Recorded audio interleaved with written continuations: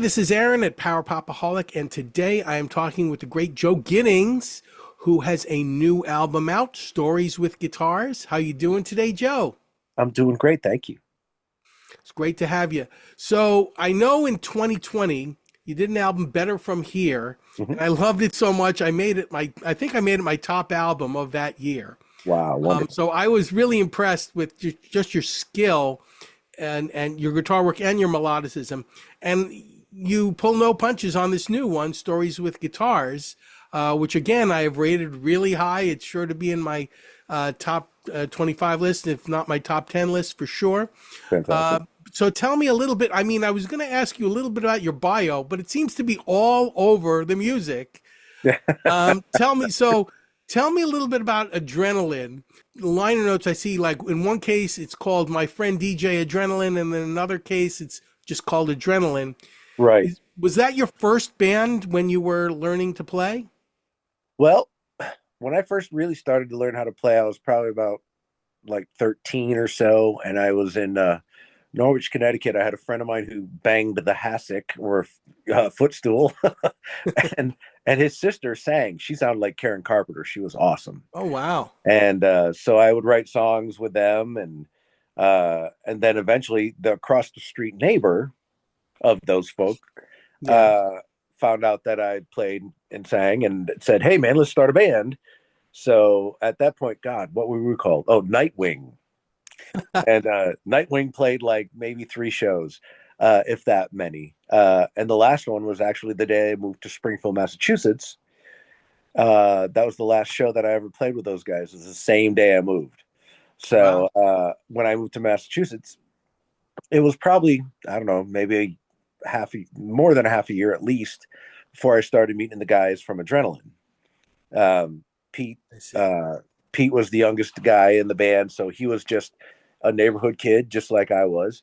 And Jeff was a little further out of from where we lived, so we'd have to walk a good distance to get to his place. But everybody could meet at my place, so it was always the basement of our house that we practiced in for years and years. Like it was like 2.5, 3 years at least that Adrenaline was together, and almost every day we literally played in the basement. Sounds like Joe's Garage a little bit, you know? Oh, you nailed it. That's I've heard that comparison as well. Yeah, absolutely. Were you always the lead player, or did you start out with rhythm, or you just stayed with lead? Oh no, I mean it was just a trio or a trio. The bassist, drummer, and myself, and so I did both every time, and I learned how to play mostly from my uncle Jim, who on my album Better From Here, not Better From Here, from it was Makes you look All the good. People Some of the Time. All the People Some of the Time was the album from Not Lame. And that actually has a song about my uncle Jim giving me my first guitar and teaching me how to play, and introducing me to, Zappa and Black Sabbath and Jorma Kaukonen and just so many other bands, and of course the Beatles Sure. and such. But yeah, so my uncle Jim, whom I dedicated this record to as well, was the biggest part of it, and he gave me my first real guitar. Like What kind of guitar was it?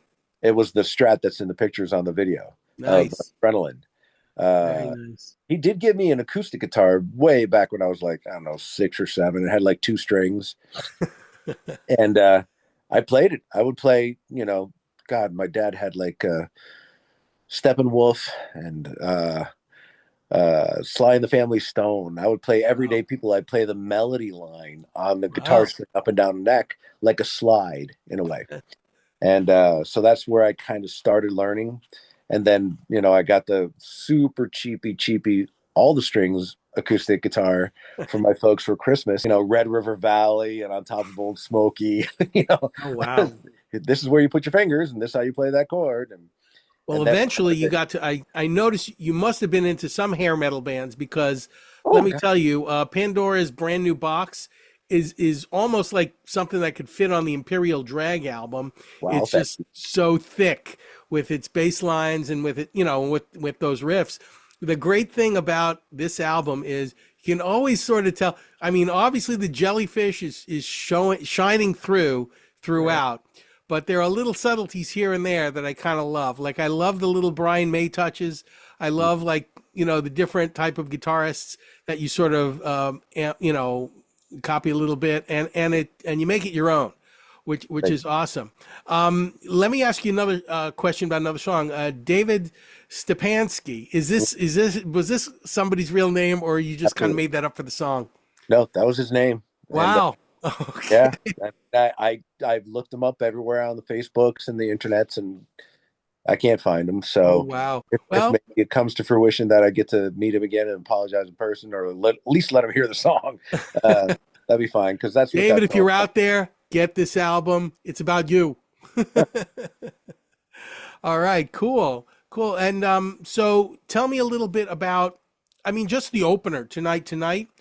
I mentioned in my review it had a big Raspberries vibe to it.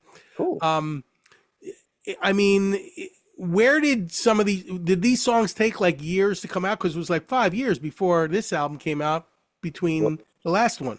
that's true. And I just hadn't had any desire to record or play or do anything for that long, really. Wow. Just didn't. I mean, I don't have a band. There's no band. I do everything myself. So it's like I don't have any inspiration to actually play out except a couple acoustic shows that I've done in town. But as far as the songs go, that specific song you just mentioned, um, Pandora's Brand New Box, I wrote in LA and showed one of the guys I was in a band with who was in Imperial Drag. Oh, Uh, wow. yeah, I was with Eric Scotus in a band called Marazane. Very Um, nice. but yeah, that it wasn't so much an inspiration from that or anything. I was trying to, at the time, it sounded more like Nick Gilder. I was singing it way high, and then I was like, Right. no, that doesn't sound good. I'm just gonna belt it out in my regular register. So that's why I started doing that song the way I'm doing it now. But yeah, that was a fun song. Every single one of the songs on the album are stories, and that's why it's called Stories with Guitars, pretty much. And then like David Stepansky's True Story, Adrenaline, True Story, Bite My Lip, True Story. Uh, um, I mean, what's behind Bite My Lip? Because it well, sounds like you wanted to be in a metal band at the time. no, no, I mean the Bite My Lip was about being in a workplace environment where a female coworker and I would always kind of like flirt, but never seriously or anything like that. But it was always like there could be something happening if I was to let it, but I'm not going to let it. You're That good. was You're a good like boy. my lip or hold my tongue or whatever you want to call it. That was basically what that song's about.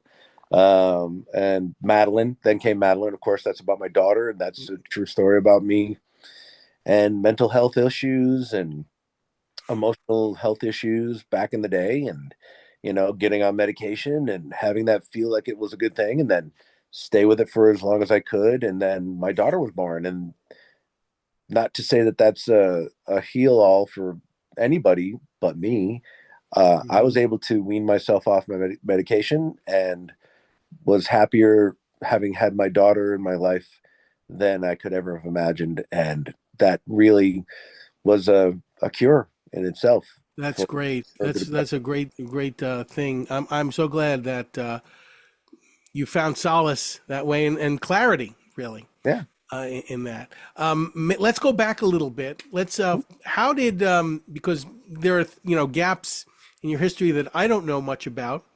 How did you get into Star Collector, and how did you get out into the JTG Well, explosion? the yeah, Implosion. that explosion.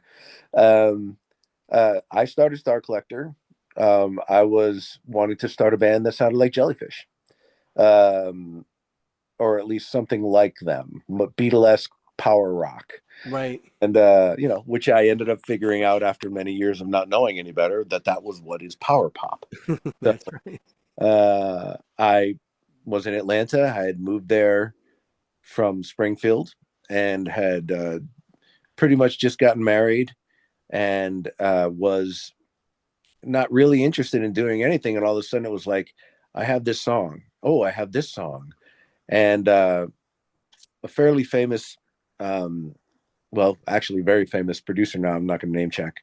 Uh, was a regular at the guitar store that I worked at, and we talked and we started talking about recording, and so we did Maybe I Could Be a Beatle, which is the '96 version at the end of that album. If you know it, I'm sure you do. Yep. Um, the faster, more Beatle-y sounding one. But then when the album for Not Lame came around, I did it as like a slowed down, almost glam song. But at the same time, that song, the original version, was played for Cord Stone at the time. And he and I became fast friends, and he played me his songs, which are like Flag from the Star Collector record. And Right. um, there's some unreleased stuff that's out there, available online through Bandcamp, through Future Man, I think. Yep. Um, but and that's all early Star Collector stuff. And then we put in an ad. We actually created an ad for a bass player. Went to Kinko's to get the Kinko's ad printed. Oh my goodness. Met the guy who's working at Kinko's, and he said, "I play bass." I'm like, "Really?" you, Like, you yeah. can't you Like, can't write this stuff, man. I asked him who his favorite bass player was. He said Paul McCartney. He said, "Can you get together with us next week?" He's like, "Sure." I was like, "Shit, why did I make all, sorry, crap, why did I make all these flyers?" Oh man.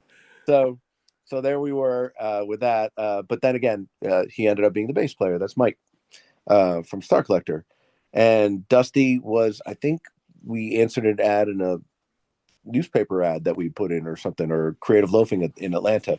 Right. And then we got together and started writing, and each one of us, of course, had our own songs. And so there were four singer-songwriters in the band. And after we'd done, you know, 3 years worth of good Star Collector work, including the record, we started working on next songs, and the record label started knocking and said, "Who do we pick as the lead singer?"